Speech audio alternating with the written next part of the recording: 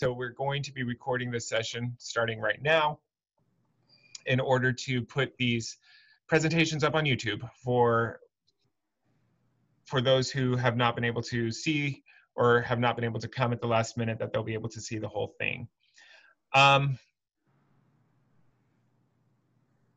Yes, and with that, we'll move. I think that's all the logistic details. So we'll move to our presentation for today. Our title today is Helping Children and Families Thrive in All Circumstances. Everybody can agree that the last 7 months have been a very, very interesting time for everybody around the world, not just here in the United States, but everybody around the world. And some of those that are most affected are children. You know, they're not going to school, they're not going to play with their friends in the ways that they have been in the past, and the family and the parents are oftentimes much more involved in their kids' lives than they have been before. This presentation also comes at the anniversary of the Convention on the Rights of the Child. Technically, it was adopted in November 1989, and it went into force on September 2nd, 1990. So October fits right in between both of those dates. The Convention on the Rights of the Child was a landmark treaty intended to ensure the protection and well-being of children all around the world.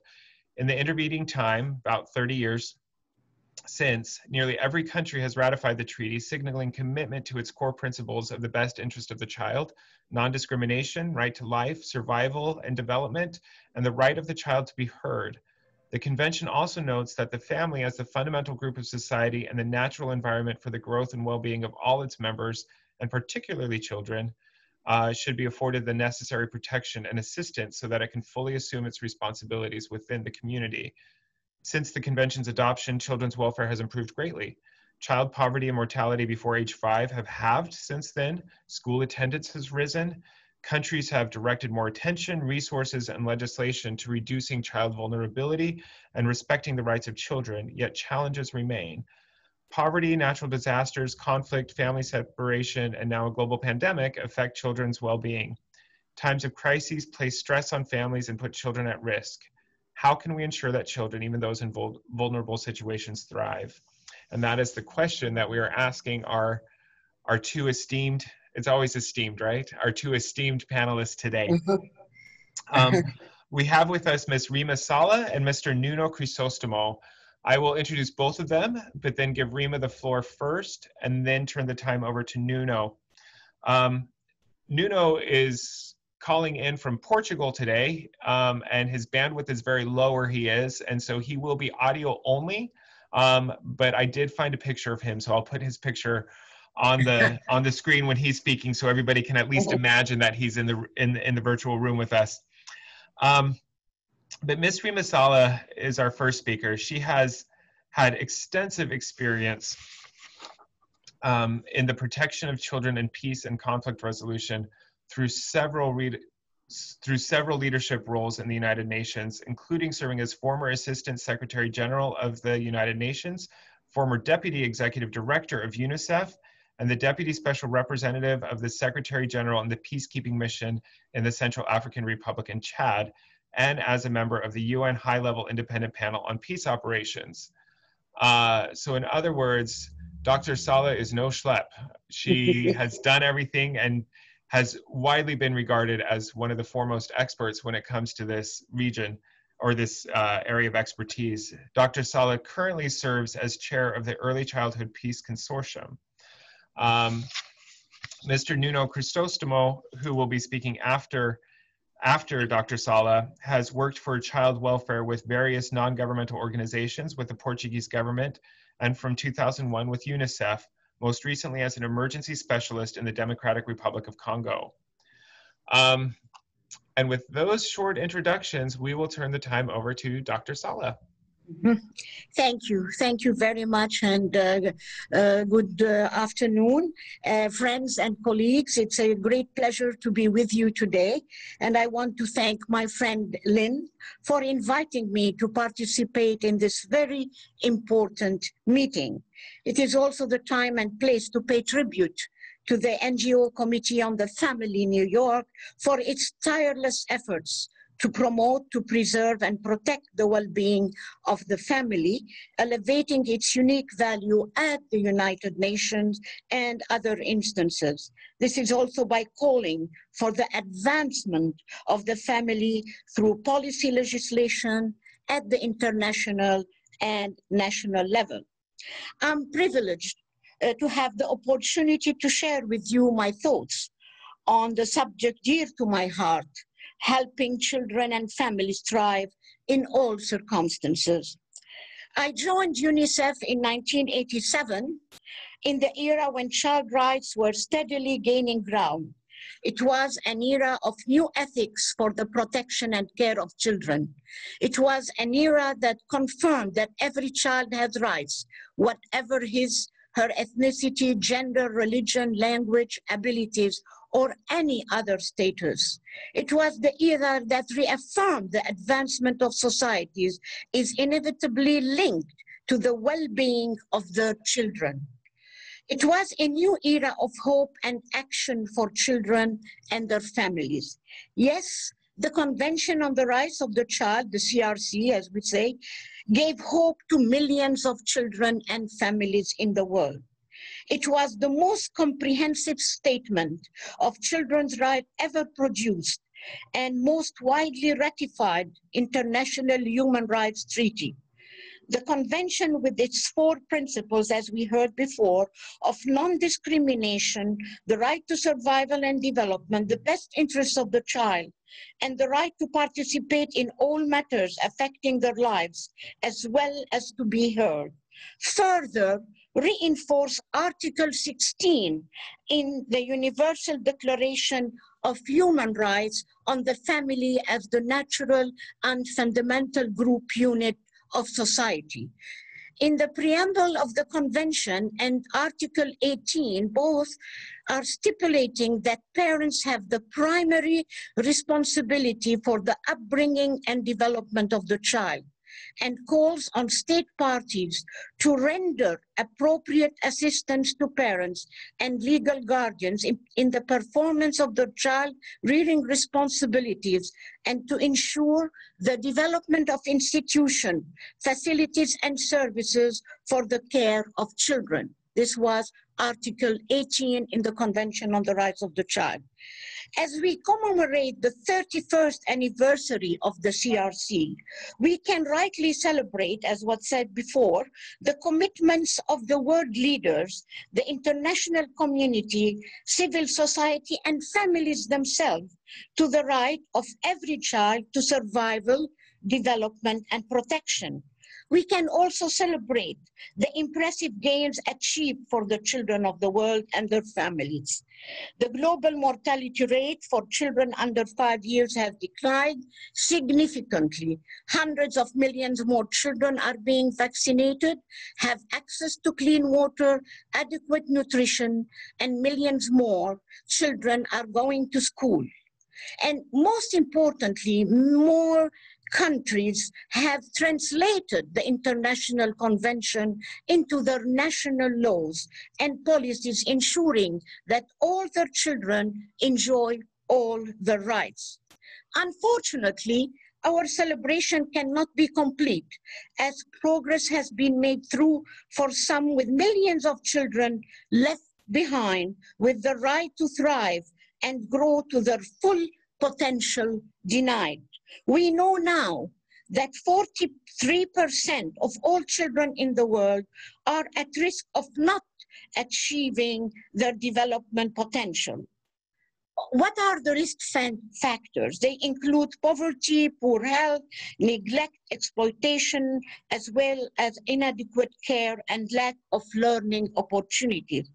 This is compounded by situations of war, protracted wars, violent conflict, military occupation, and displacement, to which children and their families are exposed to. A Save the Children report in 2019 reveals that more children than ever before, at least, we have 420 million children are now living in conflict zones, and 250 million, according to UNICEF, are living in active conflict zones where they are exposed to killing, maiming, recruitment, attacks on schools and hospitals, and denial of their humanitarian assistance.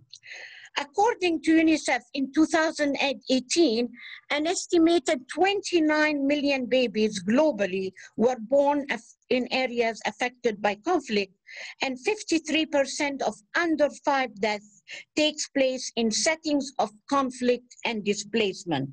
This is a time also of unprecedented displacement of more than 80 million people, according to UNHCR in May 2020, and primarily they are women and children.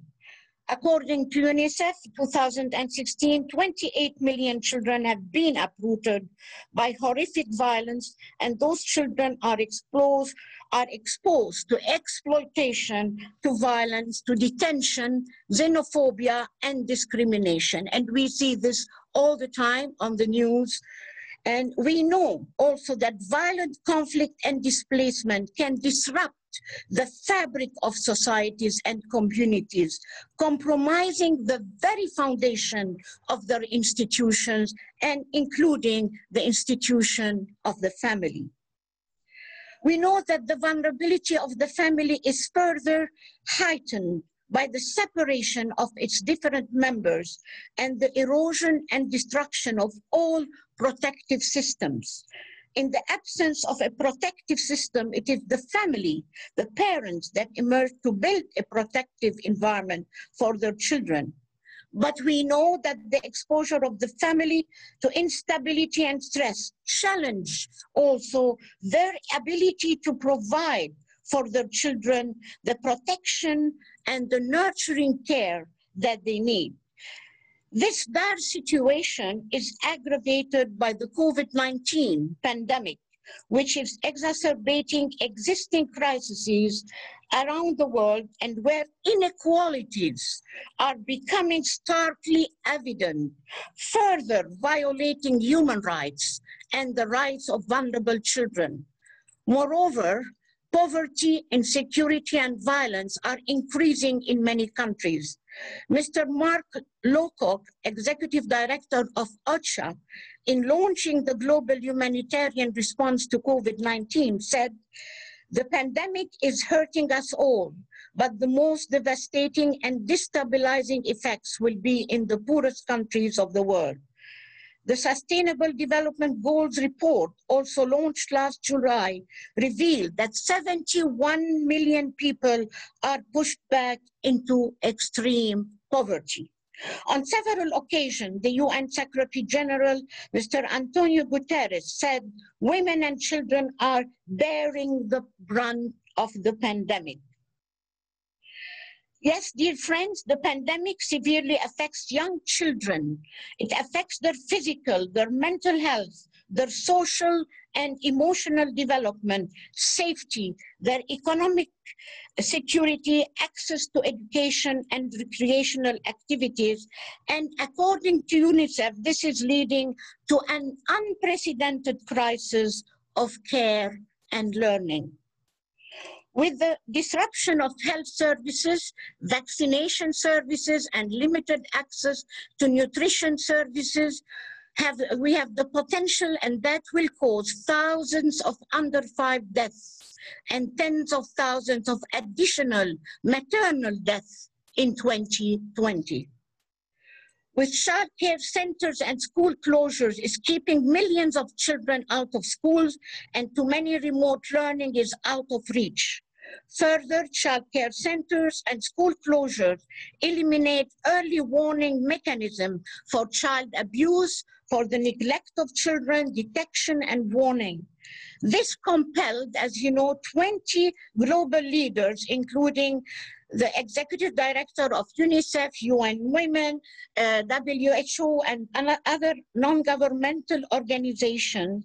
They came together in solidarity to share their concern, call for action, and pledge their support to protect children from the heightened risk of violence and to reduce the impact of COVID-19 on children in in every country and community.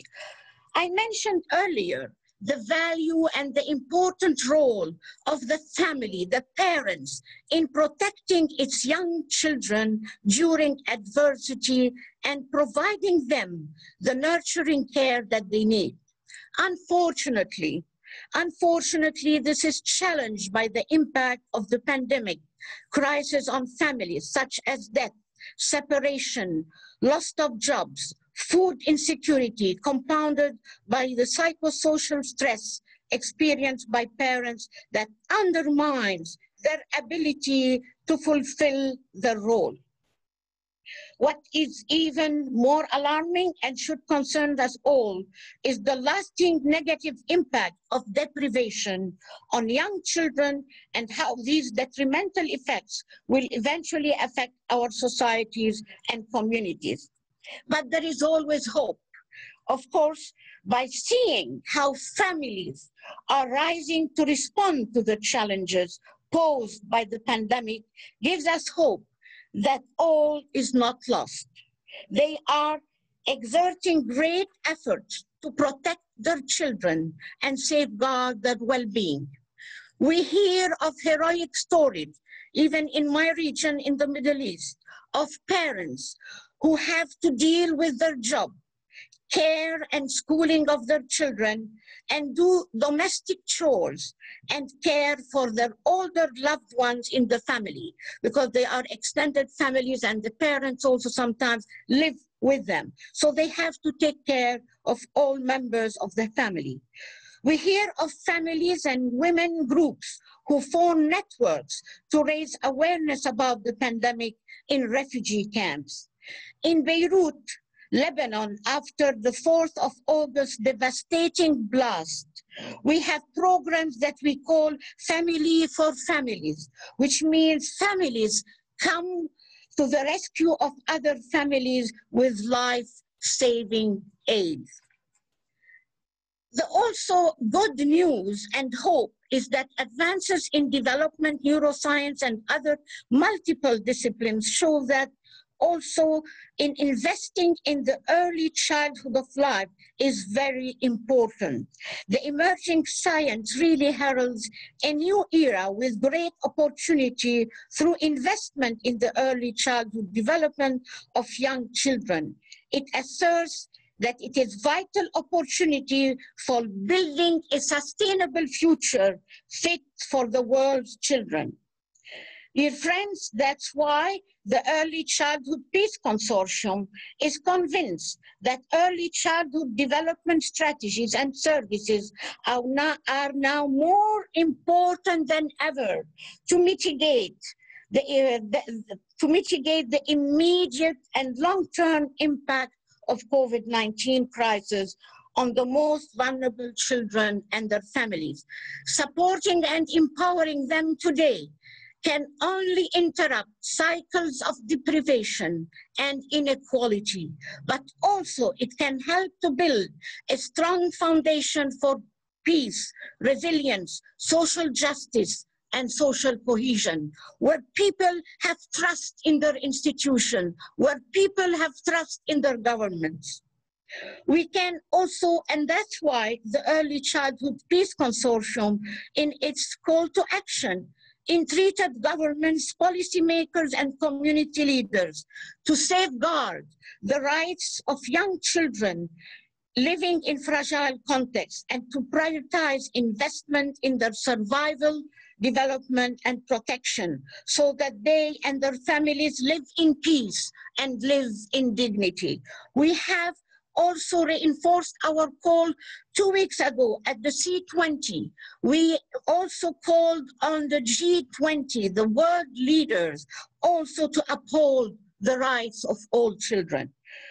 Of course, we need to place the needs of families and communities and societies in the heart of COVID-19 response and recovery efforts.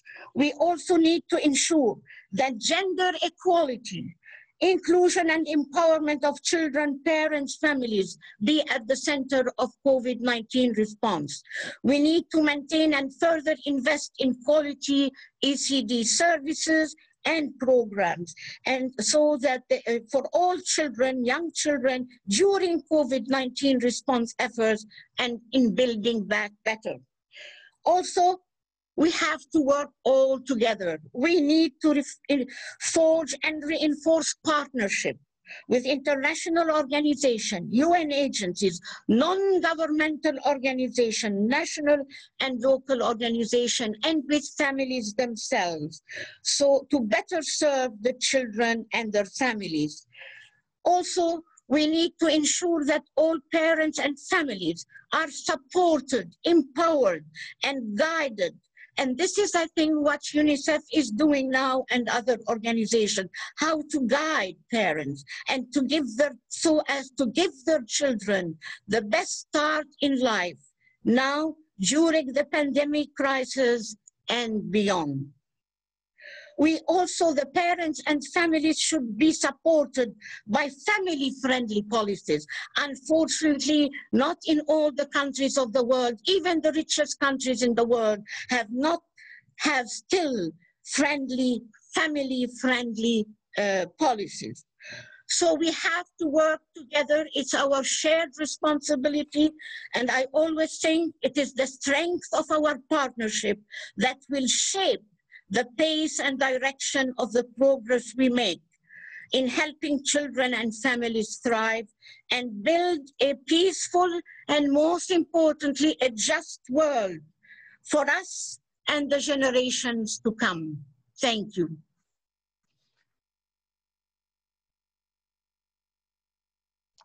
Thank you so much, Dr. Saleh. If we were in person, I'm sure that there would be a lot of applause happening right here.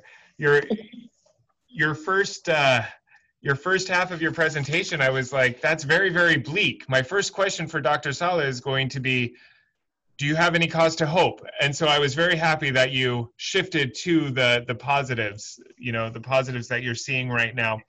Before we turn the time over to Nuno, we did get one question for you about the ECPC. Can you give us 3 minutes about what the ECPC does and what kind of programs they have? Yeah, the Early Childhood Peace Consortium is we have members from the UN agencies, including UNICEF. Our secretariat is at UNICEF, and the Office of the Special Representative of the Secretary General to Stop Violence Against Children. We have also universities like Yale, and also Harvard and Queen's University in Northern Ireland. And we have particularly non-governmental organizations, like, for example, Early Years in Northern Ireland, Make Mothers Matters, and other. And also we have even the global association of early childhood development in all the Arab world, which is good at this time of where there are many wars and conflicts there.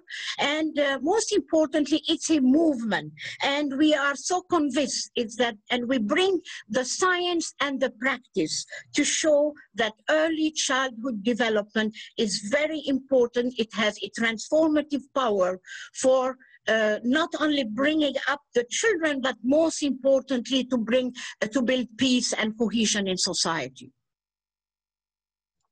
Okay, perfect. Thank you. Thank you so much, Dr. Saleh, for your intervention and for the extra details. So we will now turn the time over to Nuno, if he can unmute himself.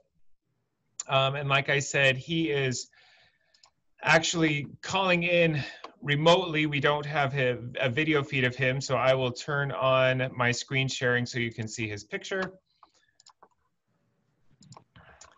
And we will give the floor to him. Nuno. Thank you, Ryan. Good afternoon, friends and colleagues. Thank you very much for this opportunity. Special thank you to Vinny Santoro that invited me again to share the floor or the airwaves, in this case, with my dear colleague and mentor, Dr. Rima Saleh, that we have known for many years. It's a pleasure. My presentation today, I'm going to focus mostly on the last 3 years that I spent in Democratic Republic of Congo as the emergency specialist for UNICEF. historical years. You know, we are celebrating the 31 years of the convention, and I had the opportunity during these 3 years in the field to see the effects in action of the convention. You know, the Democratic Republic of Congo is a country the size of all Western Europe.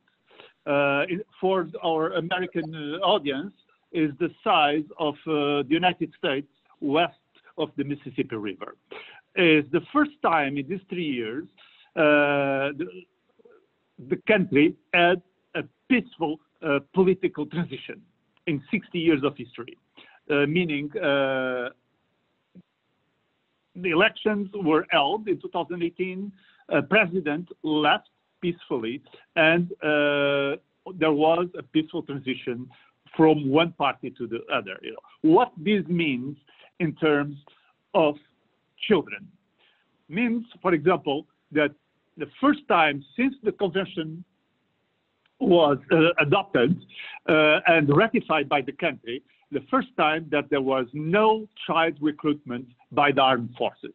It's the first time ever that the country is not on the blacklist of recruiting of children for armed forces. You know, also the first time ever in the history of the country that His Excellency the President declared free elementary school for children. So no fees. You know, all the fees were eliminated for elementary school children in the country. You know, it's also a first. You know, also.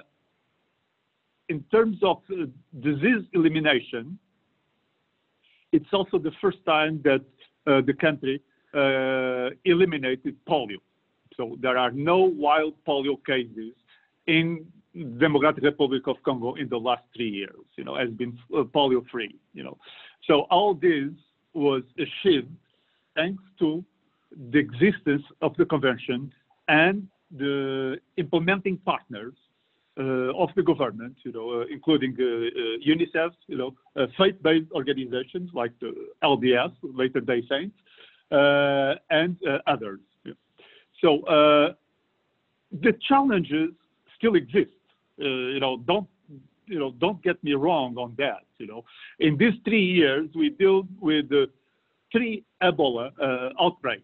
One of them a pandemic. So the country is right now dealing with 11 outbreak of Ebola in the last 40 years. You know, so the challenges are still there.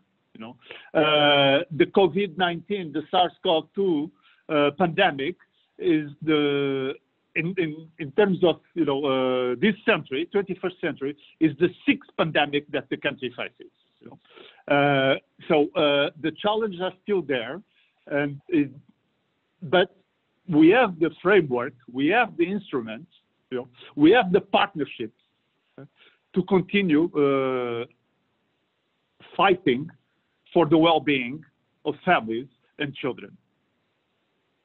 I think that's it from my side.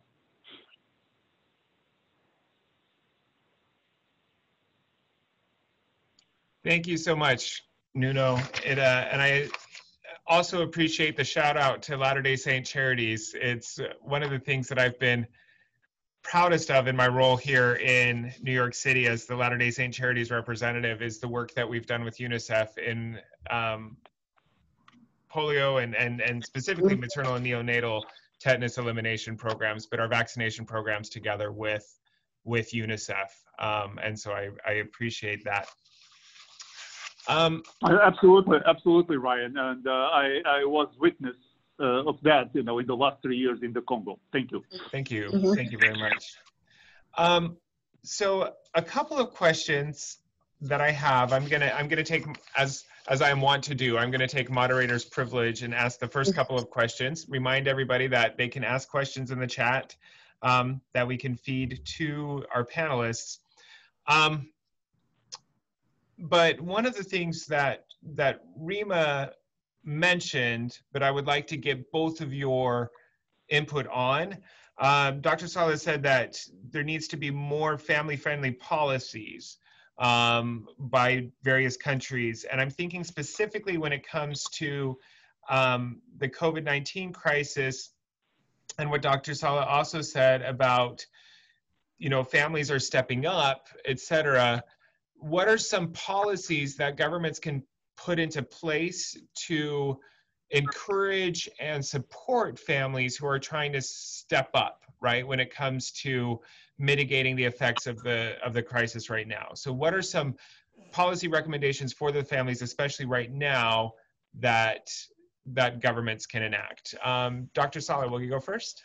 Yes, thank you very much. Usually, when we launched the UNICEF 2 years ago, as you remember, launched the friendly family policies, and it was mostly on give more, for example, maternity leave to mothers when they give birth, paternity leave, for example, time for breastfeeding and sick leaves and others. But of course, it also include all policies that are pertaining to the family, and particularly now is to have programs to empower families, as I said, to guide families is very important.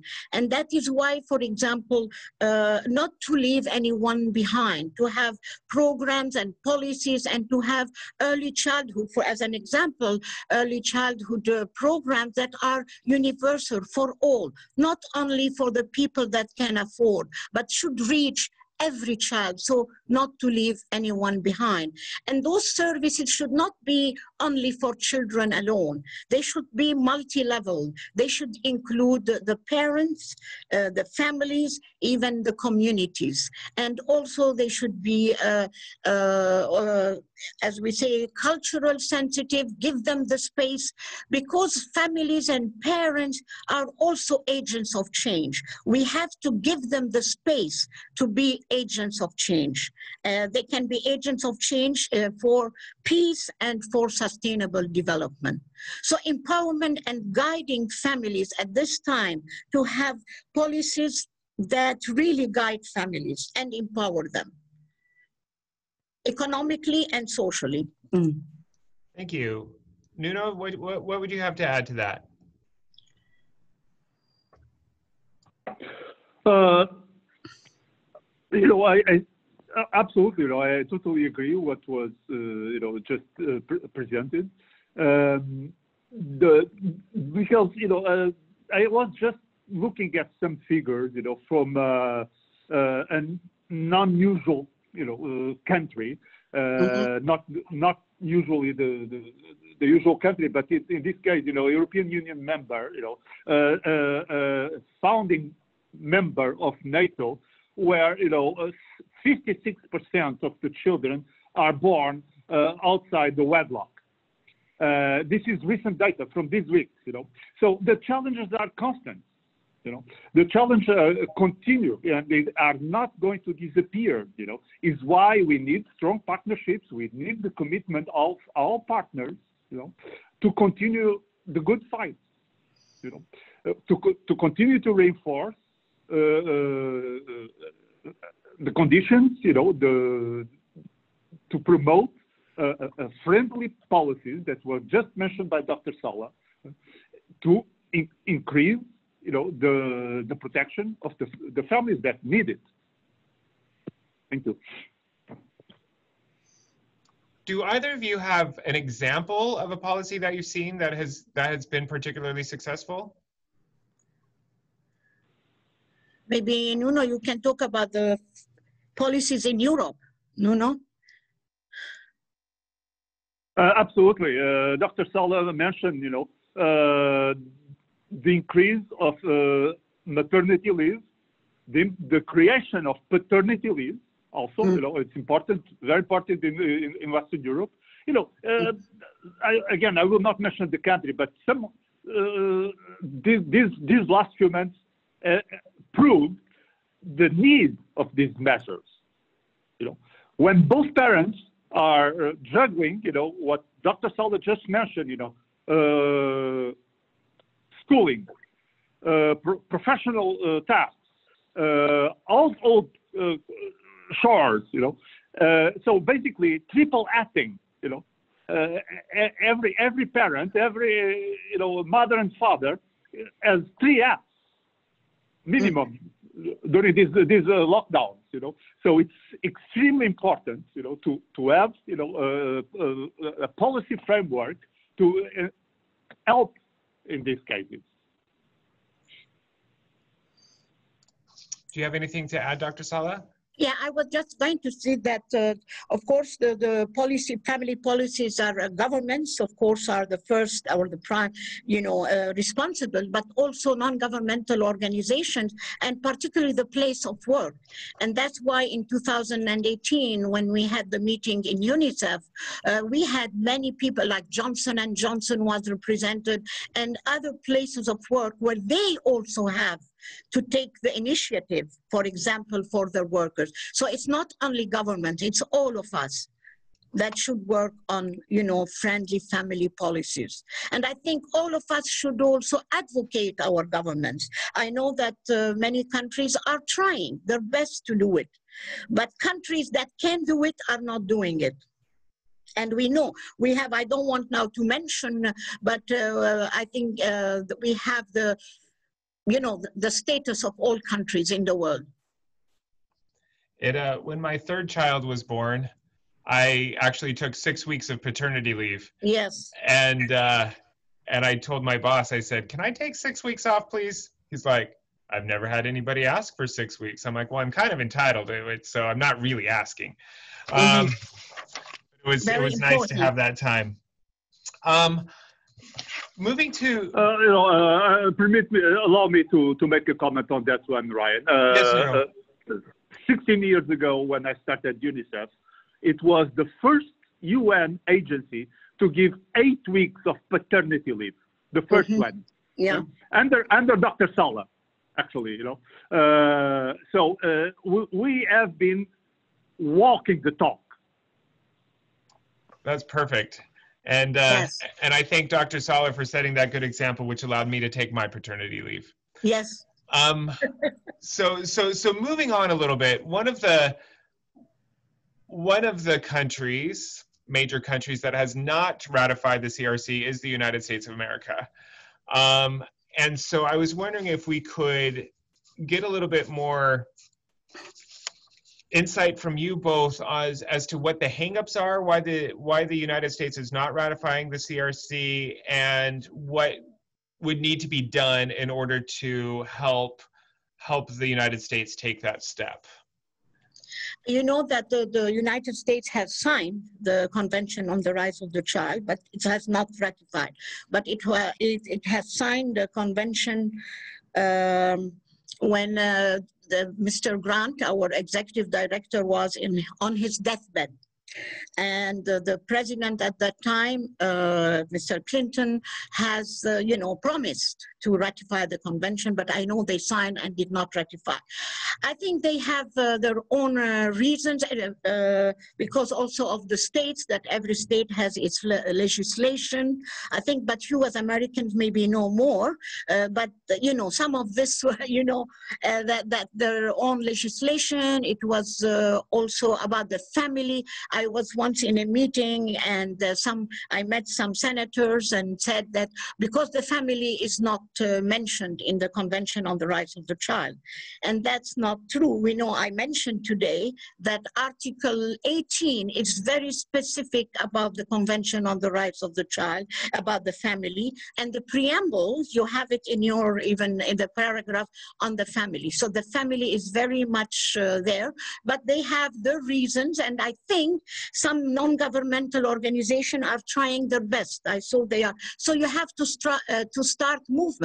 A movement is very important. You have to start a movement to say that the Convention on the Rights of the Child should be ratified by the United States.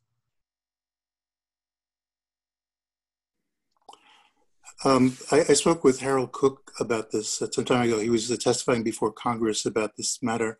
And what he told me was that the problem was that, as Dr. Saleh suggested, that in the United States, each state has the right to determine the standards of childcare. And the federal government does not have the authority to decide for them what they must do. Thanks for that insight, Joseph. I appreciate that. Nuno, do you have anything to add? No, not from my side. Thank you. But it is not too late. There is hope, and you have to do it. Yep. As non-governmental organization. For sure. I'm going to actually have Nuno answer the next question, particularly given his recent experience in DRC. One of our participants is asking, you know, oftentimes we feel like the developed world needs to bestow all of these best practices and lessons learned on the developing world. But can we turn that around? What are some lessons and best practices from the developing world that we in the developed world should know and take heed of? Does that make sense? Absolutely. I think a good example is the response to this pandemic. You know, the way a country like the DR Congo, you know, the Democratic Republic of Congo has been dealing with it. Of course, again, the hygiene, the social distancing, and to follow the rules of quarantine and lockdown are key for the elimination of Ebola hemorrhagic fever outbreaks. And again, Congo is dealing with number 11 in the last 40 years, you know. So I think, you know, what I saw again and again in the last 3 years, you know, when we provide the meaning for the people to follow, you know, people understand and follow, you know. So in the case of the Congo, it's exactly that, you know. When you in these last 3 years, you know, we had a very large cholera outbreak, you know, at the beginning of my mission in the Congo in 2017, 2018. But because of the reinforcement of the hygiene measures, because of the Ebola and now the COVID pandemic, the numbers of the cholera cases went down. Why? Because of clean water, because of soap, you know, because of social distancing.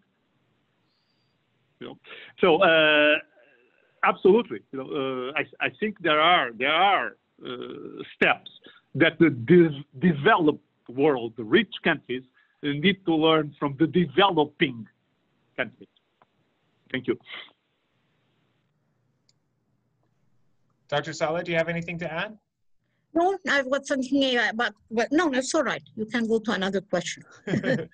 Our next question comes from Donna Wright, and she's just curious, where can we obtain more information on the international implementation of family supportive policies? What resources could we look to as different NGO representatives in order to inform our work better? I think UNICEF, as I said, UNICEF has the history of it and the countries that have, positive family, laws and things. So UNICEF is one of the really that can contribute and for all and can answer your questions. And so, Nuno, do you have specific resources or specific places that we could turn to within UNICEF?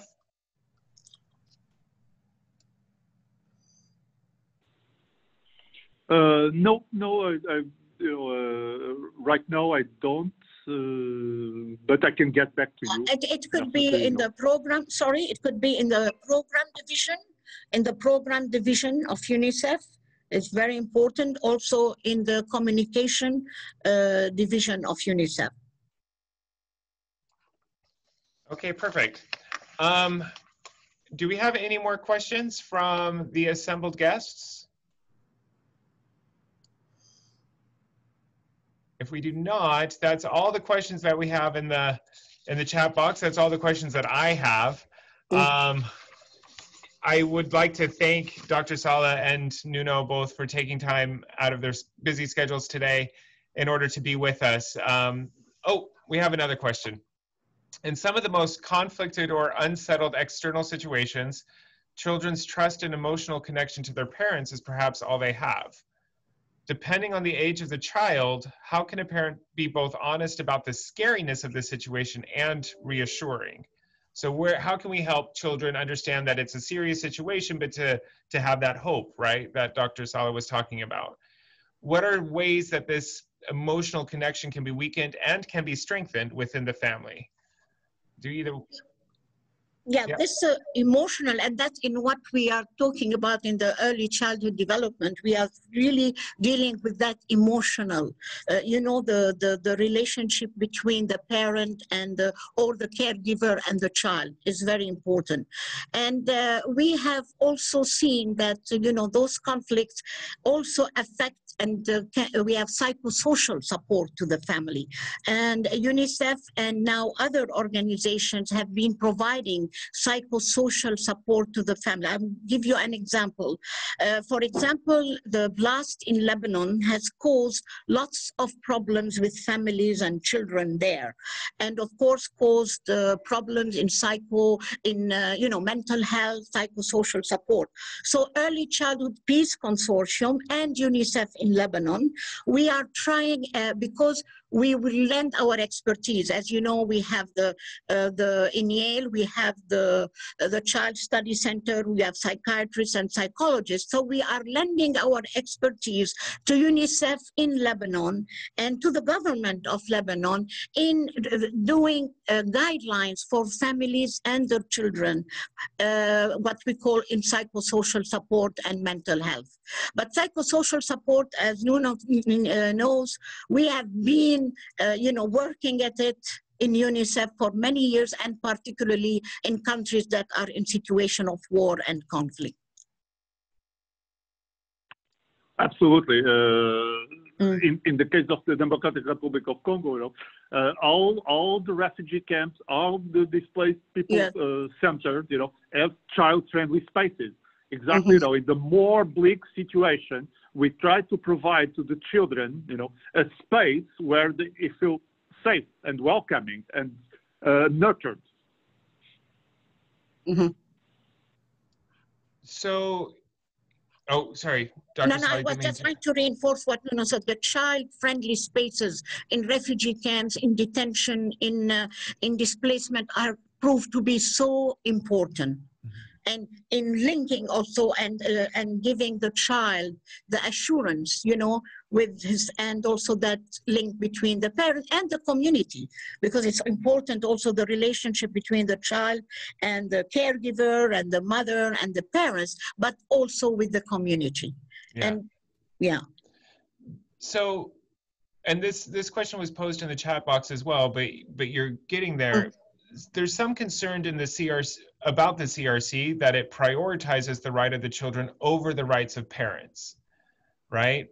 And so how can we maintain the balance of parental rights over their family and rearing their children, et cetera, and the rights of the child? Of course, that's what we talk about. Maybe the strategies now on early childhood development is the equality. It's in this relationship between the parent and the child. It's not one over the other. It's an equal relationship between the parents and the child. And what we call the nurturing care, the positive nurturing care of the child. Right, but how can we make sure that governments retain that balance? Yes, and that is why it's so important that organizations such as UNICEF and other organizations work with the governments, and we work with the governments also to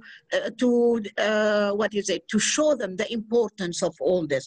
And that's, I think, the greatness of UN agency. We work with non-governmental organizations, but we work closely with governments, because those policies on early childhood development, child care, and all this should be passed by governments first. Yep. Nuno, anything to add? Again, it's a question of balance. For example, in the last year, UNICEF has been focused a lot on fatherhood, on the importance of the presence of the father in the family, and as a part of that nurturing environment that the child needs to try. So again, one of the UN agencies, one of the pioneers, in this has been UNICEF. And I just want to add to this, of course, UNICEF is doing it, but now we are trying to support it with science. And that's what the Early Childhood Peace Consortium is trying to support this with scientific evidence. And that's the role of the Early Childhood Peace Consortium, is to make the scientific evidence ready to everybody to know about it. And we can invite you to our website and you can see more about it. We have about 3 minutes left, but I want to build on that question a little bit. And what Nuno was saying about fathers in the home and just some of the support. With COVID and this big movement towards working from home, I know that I have more time with my children than I've had in the last 6-7 years, because even if I'm caught up in meetings all day, I'm not commuting. So I can be with my kids later in the morning and I can be with them earlier in the evening. Do we see anything, or is it still too early to tell, showing the benefits of more parents being at home because of that? Yes, I was going to give this example of the positive things of the COVID-19. We hear about many stories and many people, how families, now the father and the mother are doing it together. And even in countries where, the father is to go to work and the children are the work of the mother, of the duty of the mother. But now you see it in many, many families.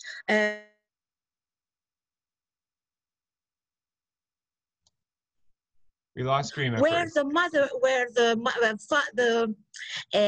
wife is a pharmacist. She's in the refugee camp. They live in a refugee camp, but the wife is a pharmacist. So she has to go to work while the father can work at home. So they have shifted,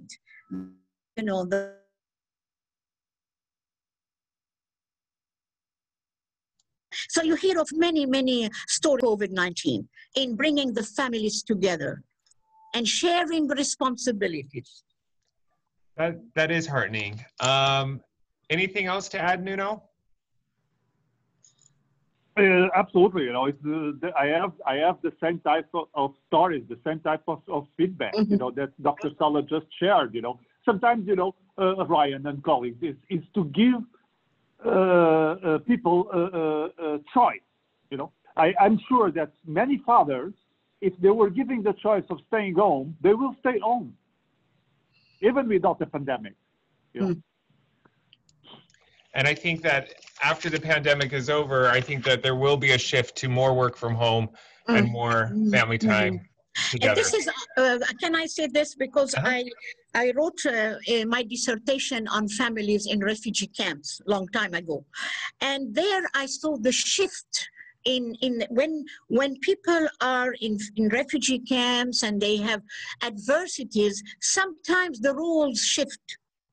And I saw the role of a father, the wife or the daughter would go and work, and the father or the grandfather will take care of her, prepare food for her and all this. So all this sometimes scientifically even it's proven that how roles can shift in times of adversities.